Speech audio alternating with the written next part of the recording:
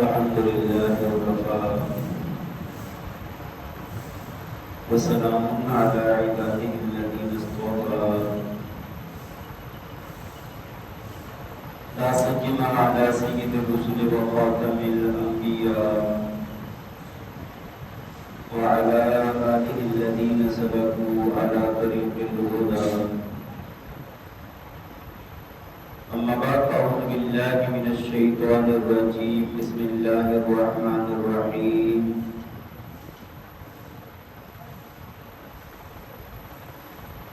إذا زلزلت الأرض زلزالها وأخرجت الأرض أثقالها وقال الإنسان ما لها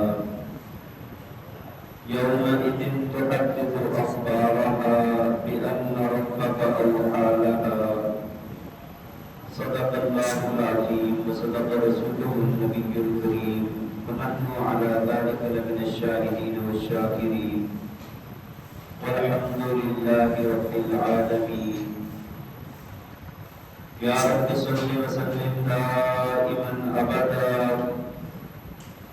على حبيبك خير الخلق كلهم. هو الحبيب الذي ترجى شفاعته لكل حول من الأحوال مقتحم. رب اشرح لي صدري ويسر لي أمري واحلل عقدة من لساني يفقهوا قولي. رب زدني علما رب زدني عملا سبحانك لا علم لنا إلا ما علمتنا إنك أنت العليم الحكيم. محبت و شوق سے درود پاک پڑھیں. اللهم صل على سيدنا ومولانا محمد وعلى آل سيدنا ومولانا محمد وبارك وسلم. اللهم صل على سيدنا ومولانا محمد وعلى آل سيدنا ومولانا محمد وبارك وسلم.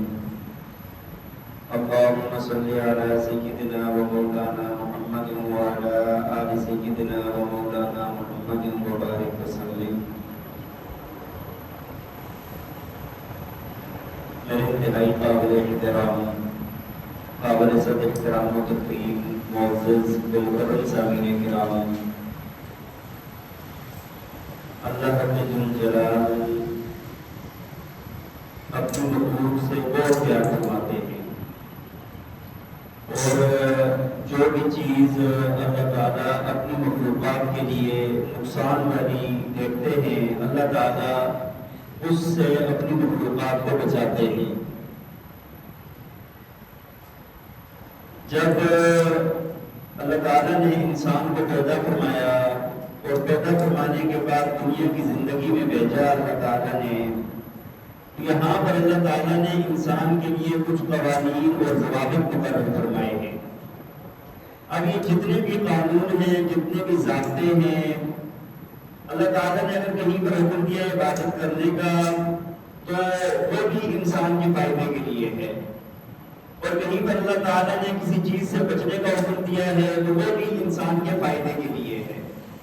اللہ تعالیٰ کی ذات کا اس میں کوئی فائدہ نہیں ہے، سارے کا سارا فائدہ انسان کا اپنی ذات کا ہے.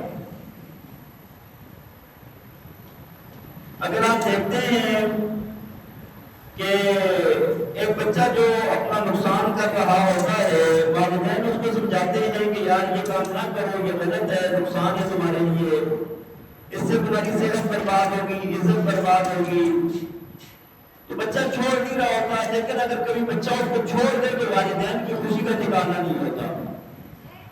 یار میرا بیٹا غلط کام کر رہا تھا، غلط راستے پر تھا، غلط محفل میں تھا، غلط دوستوں کے ساتھ تھا، نشے پہ لگ گیا، برائیوں پہ لگ گیا، لیکن اس نے یہ ساری برائیاں چھوڑ دی ہیں تو والدین اتنا خوش ہوتے ہیں اور پھر سب کو بتاتے پھرتے ہیں کہ یار دیکھو اس نے نا یہ برائیاں چھوڑ دی ہیں. جو سارے لوگ کہتے تھے نا کہ اس کے اندر یہ غلطی ہے، یہ برائی ہے، میرے بیٹے نے یہ ساری باتیں چھوڑ دی ہیں.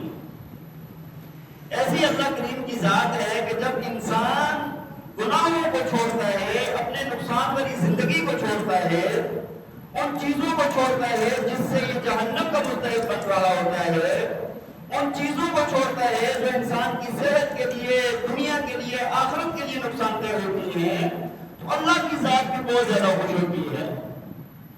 کیونکہ والدین جو ہے نا وہ کم محبت کرتے ہیں بنسبت اللہ تعالیٰ کے. اللہ تعالیٰ ہمارے والدین سے ہم سے زیادہ محبت فرماتے ہیں.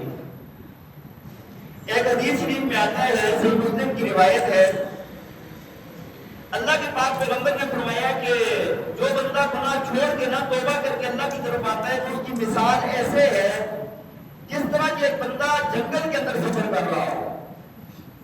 وہ جنگل میں سفر کرتے اس کے پاس ایک سواری ہے جس کے اوپر اس کا کھانا پینا سب کچھ باندھا ہوا ہے، اور جنگل ویرانہ ہے، بے دور کا سفر ہے، کوئی انتظام نہیں ہے زندگی کا سوائے اس سواری کے اور اس کے اوپر جو راشن باندھا ہوا ہے. اس نے فرمایا کہ اس جنگل کے اندر نا اس سے یہ سواری گم ہو جاتی ہے. ادھر سلطانے کے لیے بیٹھا ہے، کچھ سواری نکل گئی سائڈ پہ، بڑا ڈھونڈا اس نے، بڑا دیکھا سنا، لیکن اس کو وہ سواری نہیں ملی. اب جب اس نے جنگل کی وسعتوں کو دیکھا، صحرا کی وسعتوں کو دیکھا، اس نے دیکھا کہ بھائی یہاں پر زندگی کا کچھ بھی نہیں ہے سوائے موت کے. پیدل سفر نہیں کر سکتا، کھانا پینا پاس موجود نہیں ہے، تو اب زندگی میں نا زندگی کے بچنے کی کوئی امید نہیں ہے کہ بھائی سوائے اس کے کہ موت سامنے نظر آ رہی ہے. فرمایا کہ اب مرنے کے لیے یہ بندہ ایک درخت کے نیچے لیٹ جاتا ہے، اور جب اس کی آنکھ لگ جاتی ہے، جب اس کی آنکھ کھلتی ہے یہ دیکھتا ہے تو سامنے اس کو اس کی سواری نظر آتی ہے جس کے اوپر پورا سامان باندھا ہوا ہوتا ہے. اب یہ بندہ نا یہ اٹھتا ہے، جیسے اپنی آنکھ کھولتا ہے، جب اپنی آنکھ کھول کے یہ بندہ دیکھتا ہے تو سامنے سواری کو جب دیکھا تو اس کی خوشی کا عالم نہیں رہا. اب یہ خوشی کے عالم میں کہتا ہے کہ اللہم انت عبدی وانا ربک. حالانکہ کہنا کیا چاہیے تھا کہ اللہم انت ربی وانا عبدک، لیکن خوشی کی وجہ سے اس کی زبان سے الفاظ غلط نکلتے ہیں. کیا الفاظ؟ یا اللہ تو میرا بندہ ہے اور میں تیرا رب ہوں. حالانکہ نکلنا کیا چاہیے تھا یا اللہ تو میرا رب ہے اور میں تیرا بندہ ہوں. اللہ کے نبی نے فرمایا کہ اس بندے کو اپنی سواری کو دیکھ کر اتنی خوشی نہیں ہوئی جتنی رب تعالیٰ کو اپنے گنہگار بندے کے واپس لوٹ کے آنے پر ہوتی ہے. میں نے آپ کو بتایا نا کہ دیکھیں دنیا کے اندر مثالیں ہمارے سامنے موجود ہیں. جب کوئی بندہ بری کاموں سے واپس آتا ہے تو کتنا سارا خاندان خوش ہو جاتا ہے. ابھی قریب میں کل کی بات آپ کو سناؤں، ایک بندہ بہت پرانا چرسی بول رہی تھا، مطلب نشے کرتا تھا بہت زمانے سے، بڑا مشہور ترین. مجھے پتا چلا کہ 45 سال اس نے نشہ کیا ہے. کتنے سال؟ اچھا کل میں نے نا اس کا پوچھا تو کہتے ہیں جی اس نے ابھی حال ہی میں چھوڑ دیا اور تبلیغ کے ساتھ لگ گیا، بڑا نیک بندہ بن گیا ہے. اور یقین مانے کہ گھر والوں کی خوشی کا یہ عالم تھا کہ ہر اتنا خوشی سے بتا رہا تھا کہ یار اس نے یہ کام چھوڑ دیا ہے جو اتنا پکا تھا. تو بات یہ ہے کہ ایسی اللہ تعالیٰ کی ذات بڑی رحیم ذات ہے، بڑی کریم ذات ہے، وہ خوش ہوتی ہے. تو میں نے آپ کو بات عرض کی کہ اللہ تعالیٰ نا یہ چاہتا ہے کہ میرے بندے کا نقصان نہ ہو. اگر آپ دیکھیں ایک بات پر غور کریں، اللہ تعالیٰ نے آدم علیہ السلام کو دنیا میں بھیجا، انسانیت کا سلسلہ قائم فرمایا. اس کے بعد اللہ تعالیٰ نے انبیاء بھیجے، ایک کے بعد دوسرا نبی آیا، تیسرا نبی آیا، چوتھا نبی آیا. 1,24,000 انبیاء آئے ہیں. اور پھر اللہ تعالیٰ نے کتابیں نازل کی ہیں، کئی صحیفے نازل کی ہیں، 4 بڑی کتابیں نازل کی ہیں. اللہ تعالیٰ نے علماء کی ذمہ داری لگائی، نیک لوگوں کی ذمہ داری لگائی کہ وہ ہر وقت ہمیں بتاتے ہیں کہ یار یہ کام غلط ہے اور یہ صحیح ہے. یہ تو ہمیں نظر آ رہا ہے نا. لیکن کبھی یہ سوچا ہے کہ اللہ تعالیٰ نے نبیوں کو کیوں بھیجا؟ یا اللہ تعالیٰ نے اپنی کتابیں کیوں نازل کی؟ یا اللہ تعالیٰ یہاں پر دنیا میں لوگوں کو کیوں فرما رہے ہیں کہ آپ لوگوں کو برائیوں سے منع کرو؟ اللہ تعالیٰ کا مقصد کیا ہے؟ اللہ کی ذات چاہتی کیا ہے؟ کیوں چاہتی ہے یہ؟ اللہ نے نبیوں کو بھیجا تو بھیجا کیوں؟ دیکھیں ہر نبی آیا نا اس نے آ کر یہ کہا کہ بھائی گناہوں کو چھوڑ دو، اللہ تعالیٰ کی نافرمانیوں کو چھوڑ دو. ہر نبی نے آ کر یہ کہا نا شرک نہیں کرنا، بدعات نہیں کرنی، کفر نہیں کرنا، برائی نہیں کرنی، چوری نہیں کرنی، ڈاکہ زنی نہیں کرنی. مختلف طرح کام ہر نبی آ کے منع کرتا رہا. اسی طرح ہر کتاب نے آ کر بھی منع کیا ہے. ہر کتاب بھی برائیوں سے روکتی ہے. تو اللہ تعالیٰ یہ چاہتے ہیں تمام انبیاء کو مبعوث کرنے کا مقصد، تمام کتابوں کو نازل کرنے کا مقصد یہ ہے کہ انسان نقصان سے بچ جائے۔ اچھا پھر آپ دیکھیں نا، اللہ تعالیٰ نے اپنا آخری پاک پیغمبر جب بھیجا، آپ کی ذمہ داری کیا لگائی؟ یہی ذمہ داری لگائی۔ آپ کی امت کی کیا ذمہ داری لگائی؟ یہی ذمہ داری لگائی ہے۔ ہر وقت اچھائی کا حکم کرنا ہے، برائی سے منع کرنا ہے، اچھائی کا حکم کرنا ہے، برائی سے منع کرنا ہے۔ اچھا پھر اگر ایک چیز اور آپ کو میں عرض کروں، آپ دیکھیں قرآن پاک کے مضامین پر اگر آپ غور کریں، اللہ تعالیٰ کبھی جنت کا تذکرہ فرماتے ہیں، کبھی جہنم کا تذکرہ فرماتے ہیں، کبھی اپنی نعمتوں کا تذکرہ فرماتے ہیں، ہاں جی، کبھی گزری ہوئی قوموں کا اللہ تعالیٰ تذکرہ فرماتے ہیں۔ کیوں فرماتے ہیں؟ اب اللہ تعالیٰ قرآن میں فرماتے ہیں نا جگہ جگہ پر کہ اگر تم لوگ فلاں فلاں کام نہیں کرو گے، فلاں فلاں برائیوں سے اپنے آپ کو بچا لو گے، یہ اعمال کرو گے تو تمہارے لیے جنت ہے۔ تمہارے لیے کیا ہے؟ جنت میں کیا ہے؟ حدیث شریف میں آتا ہے ما لا عین رأت ولا اذن سمعت ولا خطر علی قلب بشر۔ اللہ نے ایسی نعمتیں تیار کر کے رکھی ہوئی ہیں، فرمایا کسی آنکھ نے دیکھی نہیں ہے، کسی کان نے سنی نہیں ہے، اور کسی کے دل میں خیال بھی نہیں گزرا ان کا۔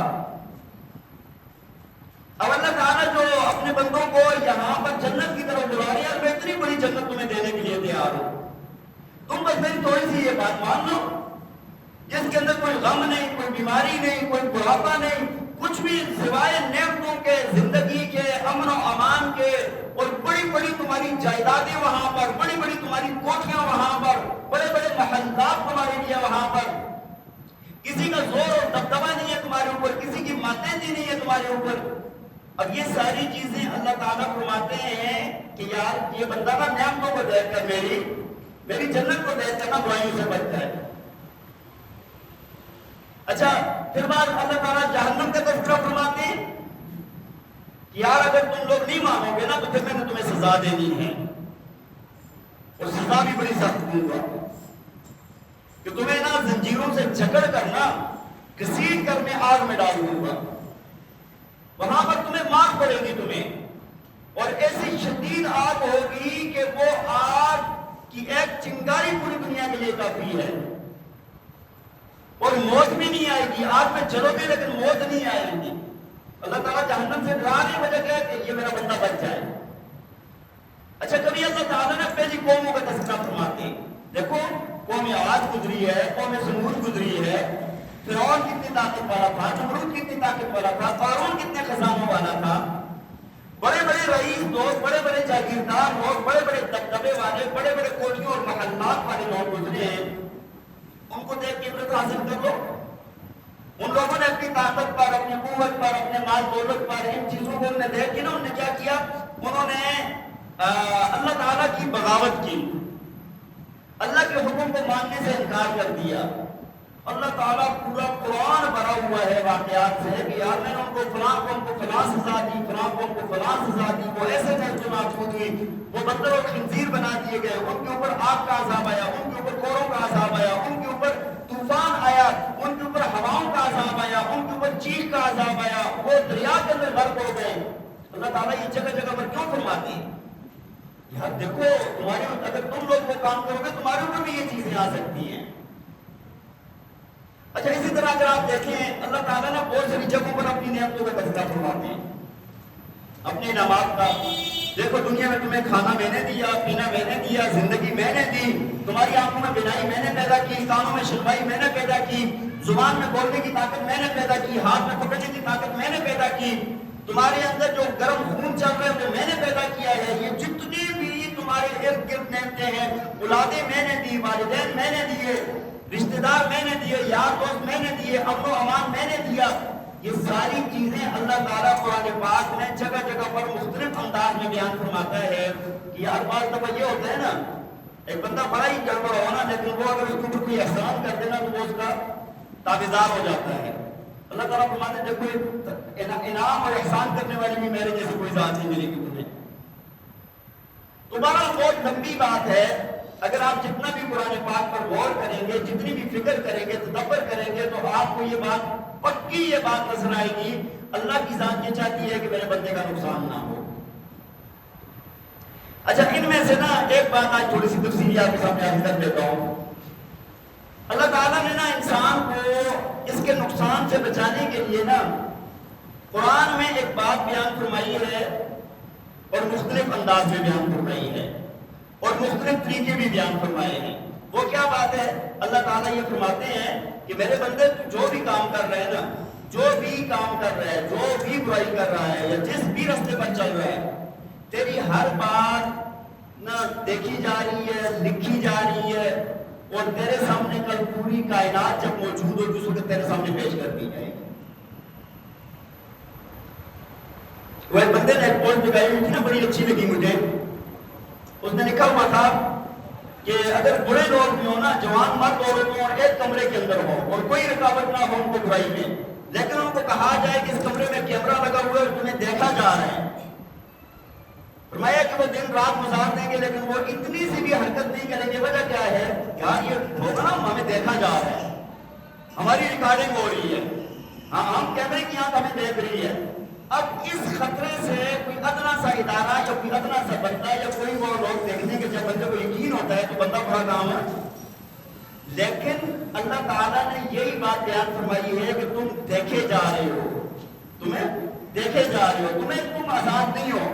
تم کسی وقت بھی ایسے نہیں ہے کہ تم لوگ اللہ کی نظروں سے اوجھل ہو جاؤ، یا تمہیں جو ہے نا کوئی وقت دن رات 24 گھنٹے میں سے کوئی ایسا ایک لمحہ بھی ملتا ہو کہ جب تمہیں کیمرے کی آنکھ دیکھ نہ رہی ہو. دیکھیں نا، جب انسان کوئی چور چوری کرتا ہے، ڈاکو ڈکیتی کرتا ہے، زناکار زنا کرتا ہے، برائی کرنے والا بندہ برائی کرتا ہے، تو وہ سب سے پہلے کیا کرتا ہے؟ یہ دیکھتا ہے کہ یار مجھے کوئی دیکھ تو نہیں رہا. یہی بات ہوتی ہے نا، مجھے کوئی دیکھ تو نہیں رہا. جب اس کو پتا ہو مجھے دیکھا جا رہا ہے تو وہ بندہ برائی نہیں کرتا. بڑا چھوٹے کے سامنے ہے برائی کرنے کی ہمت نہیں کرتا.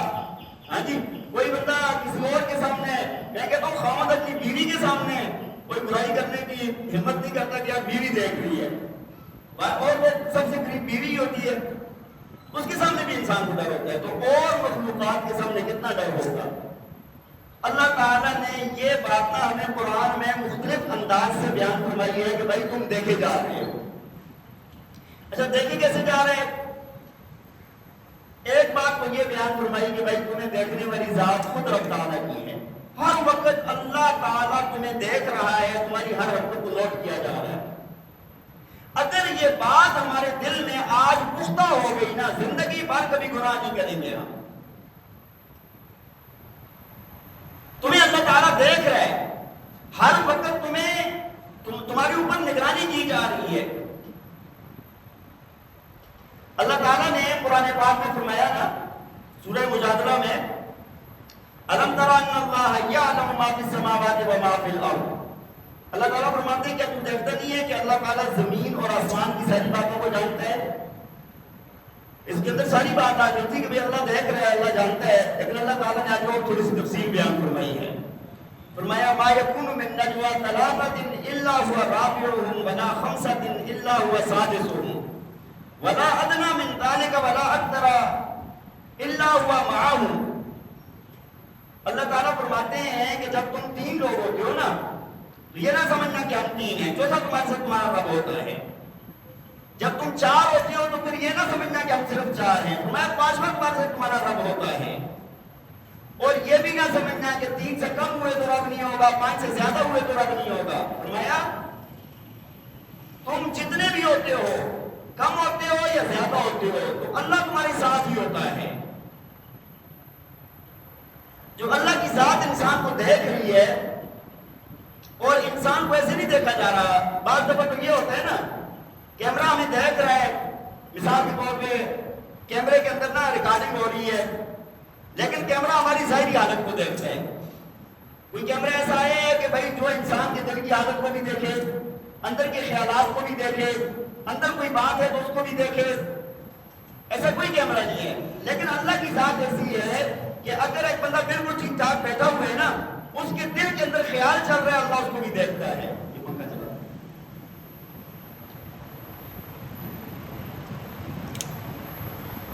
اللہ تعالیٰ نا اس خیال کو بھی، اس گمان کو بھی، اس ساری چیزوں کو اللہ دیکھ رہا ہوتا ہے. کسی کو پتہ نہ چلے، لیکن اللہ کی ذات نہ دیکھ رہی ہوتی ہے. قرآن پاک میں اللہ تعالیٰ نے فرمایا یعلم خائنۃ الاعین وما تخفی الصدور. فرمایا اللہ کی ذات ایسی ہے کہ جو تمہارے آنکھ کی خیانت کو بھی جانتی ہے کہ آنکھ کے اندر کیا خیانت ہے، اور جو تمہارے دل کے اندر سینے کے اندر چھپا ہوا ہے نا اللہ اس کو بھی جانتا ہے۔ اچھا یہ چیز نا اللہ کے نبی نے پاک صحابہ کے اندر پیدا کر دی تھی، صحابہ کرام کے اندر یہ بات پیدا فرما دی تھی کہ بھائی اللہ کی ذات تمہیں دیکھ رہی ہے۔ اب ان کو نا جب اس بات کا غلبہ ہوا، صحابہ کرام کے دل کے اندر جب یہ بات بہت پختہ ہو گئی، کسی چیز کا خیال بہت ہی پختہ ہو جائے نا تو پھر بندے کو ایسا لگتا ہے کہ یہ سامنے ہے بالکل۔ یہ بات پختہ ہو گئی صحابہ کرام کو کہ اللہ کی ذات ہمیں دیکھ رہی ہے۔ اچھا اب کیا ہوا کہ اس کی وجہ سے ایسی کیفیت پیدا ہو گئی صحابہ کرام میں کہ جب وہ قضائے حاجت کے لیے جاتے، واش روم کے لیے جاتے، تو جب وہ قضائے حاجت کے لیے بیٹھتے تو ان کو یہ خوف ہونے لگا کہ اللہ ہمیں دیکھ رہے ہیں۔ اب آپ دیکھیں نا یہ کیفیت پیدا ہو گئی نا، اور وہ کیا کرتے تھے کہ ایسے نا اپنے گھٹنوں کو اپنے سینے کے ساتھ ایسے چپکا لیتے تھے کہ یار ہم چھپ جائیں۔ ہاں اللہ تعالیٰ نے قرآن پاک میں سورہ ہود کے پہلے رکوع میں آیت نازل فرما دی، فرمایا کہ تم اللہ کی ذات سے نہیں چھپ سکتے۔ تم یہ کیا سمجھتے ہو کہ کپڑے پہنے ہوئے جب ہوتے تو اللہ سے چھپے ہوتے، تم کپڑے پہنو یا نہ پہنو اللہ کے سامنے ہو۔ جب پہنے ہوئے ہوتے ہو تب بھی اللہ کے سامنے ایسے ہی ہو، جب نہیں پہنے ہوتے ہو اللہ کے سامنے ایسے ہی ہو۔ الا انهم يكتون صدورهم ليستخفوا منه الا حين يستغشون ثيابهم يعلم ما يسرون وما يعلنون۔ اللہ فرماتے ہیں کہ یہ خبردار یہ لوگ نا یہ کوشش کرتے ہیں الا انهم يكتون صدورهم ليستخفوا منه، ایسا اپنے سینوں کے ساتھ چمٹاتے ہیں کہ ہم نظر نہ آئیں۔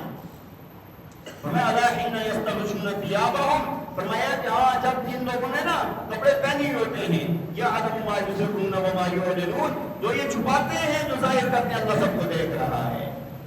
تو پہلی بات اللہ تعالیٰ نے قرآن پاک میں یہ بھی سمجھائی کہ یار تمہارے اوپر نا جو دیکھنے والی ذات ہے نا وہ خود رب تعالیٰ کی ذات ہے۔ اس وجہ سے کوئی بھی غلطی کرنے سے پہلے یہ سوچ لیا کرو کہ ہمیں دیکھا جا رہا ہے، اور دیکھنے والا کون ہے؟ دیکھنے والا کون ہے؟ قادر مطلق ذات ہے، اللہ کی ذات ہے۔ اور دوسری چیز تو اللہ تعالیٰ نے بیان فرمائی کہ بھائی تم دیکھے جا رہے ہو، واچ کیے جا رہے ہو، وہ فرشتے ہیں کرامن کاتبین جن کو کہا جاتا ہے۔ کیا کہا جاتا ہے؟ کرامن کاتبین۔ ہر بچہ جانتا ہے کہ ہر بندے کے کندھے پہ دو فرشتے ہوتے ہیں، ایک دائیں پہ ہوتا ہے ایک بائیں پہ ہوتا ہے، نیکیاں لکھنے والا دائیں پہ، برائیاں لکھنے والا بائیں پہ۔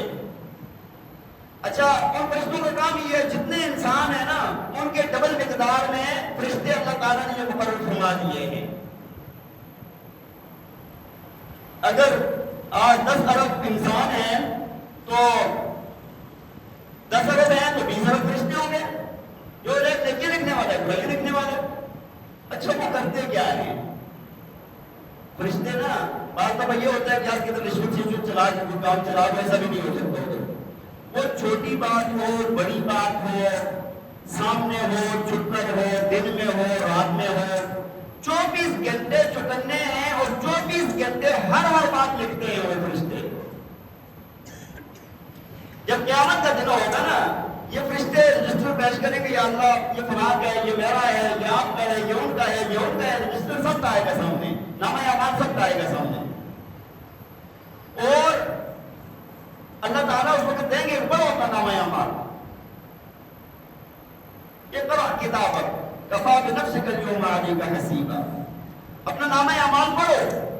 ہر پڑھا لکھا ان پڑھ جیسا بھی ہوگا نا وہ اپنا نامہ اعمال پڑھے گا، اور اس وقت وہ یہ کہے گا جو قرآن نے نقل کیا ہے، نامہ اعمال سامنے ہے، یوں موجود ہے، تمام برائیاں زندگی کی لکھی ہوئی ہیں۔ وہ کہے گا یا ویلتنا ما لہذا الکتاب لا یغادر صغیرۃ ولا کبیرۃ الا احصاها۔ انسان کہے گا اس کتاب کو کیا ہو گیا ہے، نہ اس نے کوئی چھوٹی بات چھوڑی ہے نہ اس نے کوئی بڑی بات چھوڑی ہے۔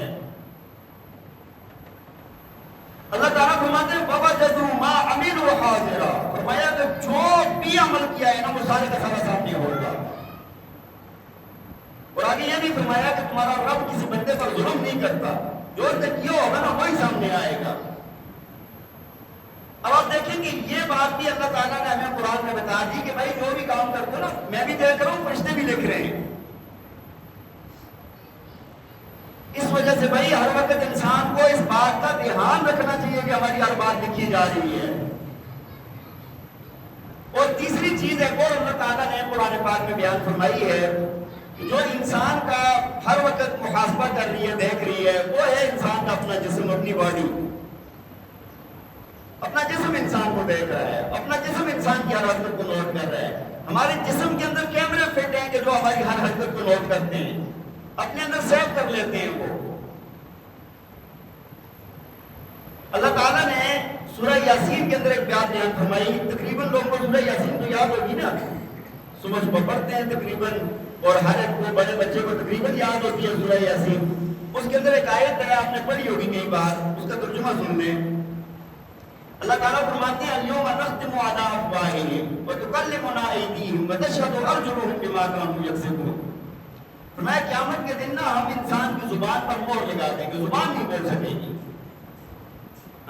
اليوم نختم على افواہہم وتکلمنا ایدیہم وتشہد ارجلہم بما کانوا یکسبون۔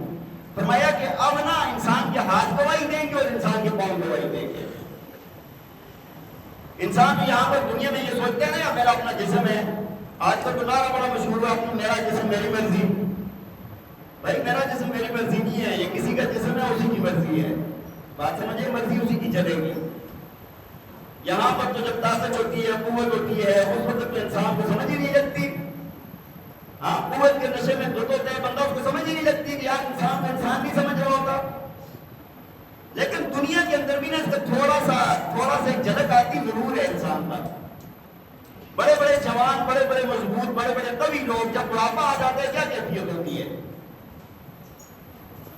آپ نے زندگی میں دیکھے ہوں گے ایسے لوگ کہ جو بڑے پہلوان لوگ گزرے، بڑے زوراور، بڑے قوت والے،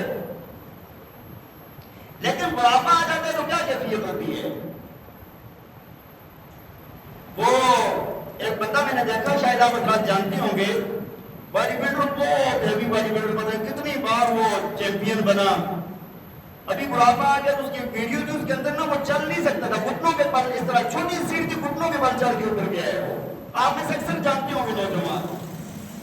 اللہ تعالیٰ نے دنیا میں بھی جھلک دکھاتے ہیں کہ یہ قوت، طاقت، یہ سب کچھ تیرا اپنا نہیں ہے۔ اور ایسے بندے کو جو بہت ہی آگے گیا ہو، بہت ہی بڑا طاقتور ہو، اللہ تعالیٰ اس کو نا بالکل گرا کر کے دکھاتے ہیں، دیکھ یہ میری قدرت ہے۔ آپ نے دیکھا نا کہ بڑے بڑے پہلوان لوگ اپنے وقت کے، ایک وقت ایسا آتا ہے کہ چائے کی پیالی ہاتھ میں ہوتی ہے نا، یوں ہاتھ کانپ رہا ہوتا ہے، چائے کی پیالی نہیں پکڑ سکتے۔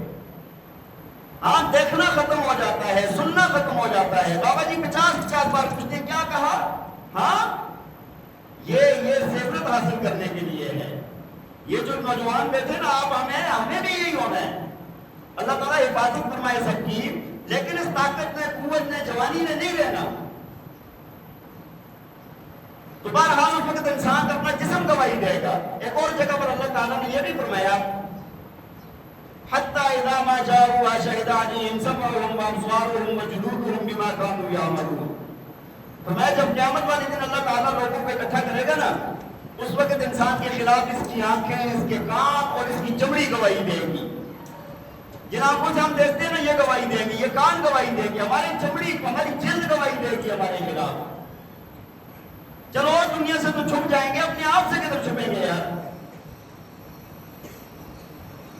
اور یہ انسان اس وقت کہے گا، قالو، یہ کہے گا لما شہدتم علینا، میرے خلاف کیوں گواہی دے رہے ہو؟ کیوں گواہی دے رہے ہو؟ اپنے جسم کو خود مخاطب کر کہے گا کیوں گواہی دے رہے ہو؟ تو جسم مخاطب ہو کر اسی انسان کا جسم اسی کو کہے گا، قالوا انطقنا اللہ الذی انطق کل شیء، کہ آج نا جس رب نے تمام کائنات کے انسانوں کو بولنے کی طاقت دی تھی، اسی رب نے مجھے بھی بولنے کی طاقت دی ہے۔ اس وجہ سے بھائی یہ بھی ایک بات یاد رکھیں کہ ہم ہر وقت دیکھے جا رہے ہیں۔ اور ایک چیز اور جو قرآن نے خصوصیت کے ساتھ خاص کر کے بیان کی ہے، وہ ہے یہ زمین ہے، یہ پتھر ہیں، یہ گھر ہیں، یہ مارکیٹیں ہیں، یہ روڈ ہیں، یہ جتنی بھی زمین کے ساتھ جڑی ہوئی چیزیں سے ہر چیز میں ہر ذرے میں کیمرہ لگا ہوا ہے. یہ بات یاد رکھیے. ایک کیمرہ وہ ہوتا ہے کہ جو جلدی ویڈیو سامنے آ جاتی ہے, ایک کیمرہ وہ ہوتا ہے تھوڑی دیر سے آتی ہے لیکن بات بڑی پکی ٹھکی ہے. یہ بات میری یاد رکھیں کہ یہ لوہے پر لکیر ہے, پتھر پہ لکیر ہے, یہ بات جھوٹی نہیں ہے. ہر ذرے کے اندر کیمرہ لگا ہوا ہے, ہماری ہر حرکت کو نوٹ کیا جا رہا ہے. اللہ تعالیٰ نے قرآن پاک میں آخری پارے کے اندر ہے سورہ زلزال کے اندر یہ بات بیان فرمائی ہے. ابتدائی 3 آیات میں قیامت کا منظر بیان فرمایا ہے. اذا زلزلت الارض زلزالها واخرجت الارض اثقالها وقال الانسان ما لها. اللہ فرماتے ہیں جب زلزلہ آئے گا نا قیامت والا, جب زمین کو جھنجھوڑا جائے گا, زلزلہ آئے گا, اور فرمایا اس وقت زمین نہ اپنے خزانے باہر نکال دے گی, تب انسان کہے گا وقال الانسان ما لها, کہے گا یہ کیا ہو کیا رہا ہے اس زمین کو, یہ کیا ہو گیا ہے اس کو. اللہ تعالیٰ آگے فرماتے ہیں یومئذ تحدث اخبارها بان ربک اوحی لها. فرمایا اس دن یہ زمین خبریں بیان کرے گی, زمین کے اوپر جو کچھ بھی ہوا نا یہ اپنی خبریں بیان کرے گی. کیوں؟ بِأَنَّ رَبَّكَ وَحَالَهَا, کیونکہ تمہارے رب نے اس کو حکم دیا ہے تو یہ بات بیان کر.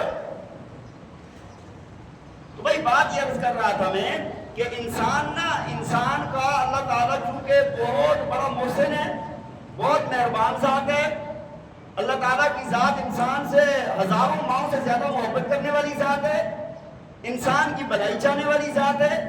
اب اللہ تعالیٰ نا انسان کو بتاتا ہے کہ یار یہ کام تیرے لیے برے ہیں, یہ کام کرے گا نقصان اٹھائے گا تو. جیسے میں نے آپ کو مثال دی نا, والدین کیا چاہتے ہیں, کوئی والد یہ چاہتا ہے کہ میرا بچہ تباہ ہو جائے, برباد ہو جائے, نشوں پہ لگ جائے, برائیوں پہ لگ جائے, غلط راستے پر لگ جائے, دنیا اس کی برباد ہو جائے, آخرت برباد ہو جائے. کوئی والد چاہتا ہے؟ چاہتے ہیں جی, چاہتے ہیں, بول نہیں رہے. کوئی ماں چاہتی ہے, کوئی بھائی, کوئی چاچا ماموں, جو بھی قریبی یار دوست محبت کرنے والے لوگ ہوتے ہیں, وہ کبھی بھی یہ نہیں چاہتے کہ یار اس کا نقصان ہو جائے. وہ ہر وقت نا اس کو, آپ دیکھیں نا ہمارے قریبی لوگ ہوتے ہیں, عزیز و اقربا ہوتے ہیں, ہر بندے کو پکڑ کے بٹھا کے کہہ رہے ہوتے ہیں یار یہ کام نا یہ اچھا نہیں ہے, یہ لوگ جو تیرے دوست ہیں نا یہ اچھے راستے والے نہیں ہیں, ان کو چھوڑ دے. یہ جو فلاں محفل ہے نا یہ اچھی نہیں ہے, یہ جو تو کام کر رہے ہیں نا یہ اچھے نہیں ہیں, یہ جو بائک چلانے کا تیرا سٹائل ہے نا جس حساب سے تو جاتے ہیں نا اس میں ایکسیڈنٹ ہو جانا ہے تیرا. ہاں جی, ابھی نالے ندیاں آ رہی ہیں تو ابھی بچوں کو سمجھا رہے ہیں کہ اب نالے ندیوں پر نہیں جانا. اب والدین تو بڑی محبت سے سمجھاتے ہیں, لیکن بعض نادان ایسے ہوتے ہیں کہ والدین کے سمجھانے کے باوجود بھی وہی کام کرتے ہیں. پھر اس کی سزا ملتی ہے کہ نہیں ملتی؟ کئی مر جاتے ہیں, سزا کے طور پہ کیا ہو جاتے ہیں, مر جاتے ہیں. کئی ایسے ہوتے ہیں کہ لولے لنگڑے ہو جاتے ہیں, کئی جوانیاں تباہ ہو جاتی ہیں, کئیوں کے گردے پھیپھڑے ختم ہو گئے ہیں, کوئی بڑے مریض بن گئے ہیں. وجہ کیا ہے کہ بڑوں کی مانی نہیں ہے, وہ جو محبت کرنے والے تھے نا ان کی بات کو مانا نہیں ہے. اور اسی طرح اللہ کی ذات چاہتی ہے کہ میرے بندے کا نقصان نہ ہو, چاہتی ہے کہ میرے بندے کا نقصان نہ ہو, لیکن انسان اس کے باوجود بھی گڑبڑ کرتا ہے. پھر اس کو یہ بڑے نقصان اٹھانے پڑیں گے.